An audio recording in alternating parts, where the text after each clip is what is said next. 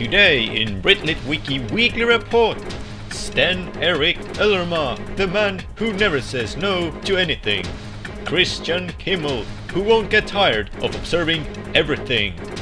Erik Orro, the dude who sees the world through his camera.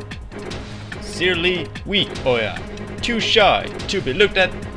And Janus Sohm, eager mind wondering whether reading can cause a heart attack or not.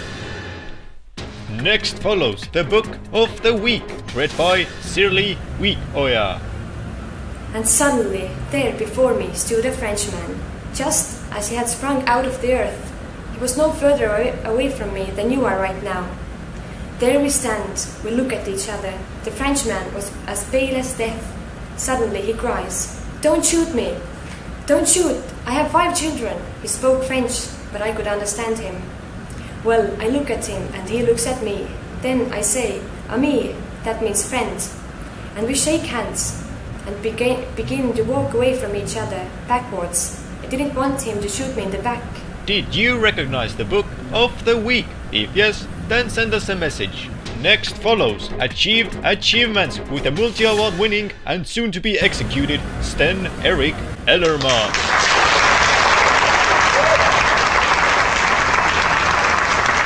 Dear ladies and gentlemen, I am here today to talk about Paavo's British literature and how much we have learned there. Honestly, it just feels like we can't learn anything else.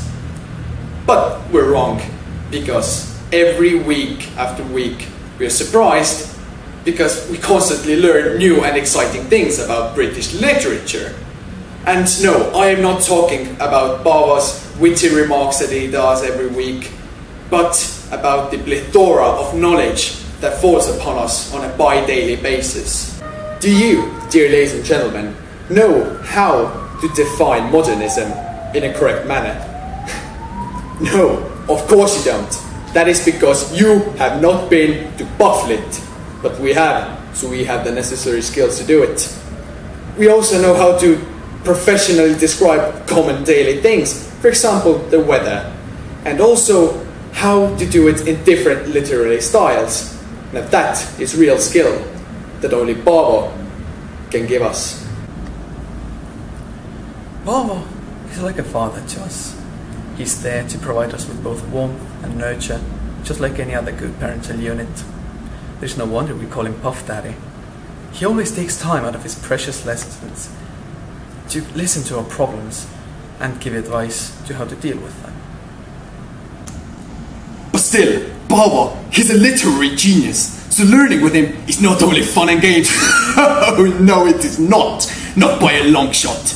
We are ordered to read and discuss a great variety of poems, most of them which at first glance seem to be about prostitution. Why is that? We have no idea. But Paavo, literary genius as he is, he makes us look for the deeper meaning behind those seemingly meaningless words, and we thank him. To conclude, I guess that we at the Brit Wiki Weekly Report team would like to say that we are both grateful and delighted to be able to enjoy the splendor of so many world-class British literature lessons. And I could say honestly that our lives wouldn't be lived to the fullest extent without them. I thank you.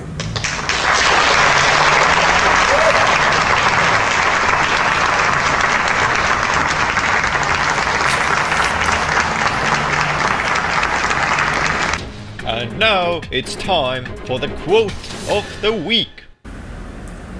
This week's quote comes from Paavo Viilup. Sometimes things happen in France. Not really. We hope you enjoyed this week's Brit Wiki Weekly Report. Don't forget to watch the next Brit Wiki Weekly Report next week. Happy literature!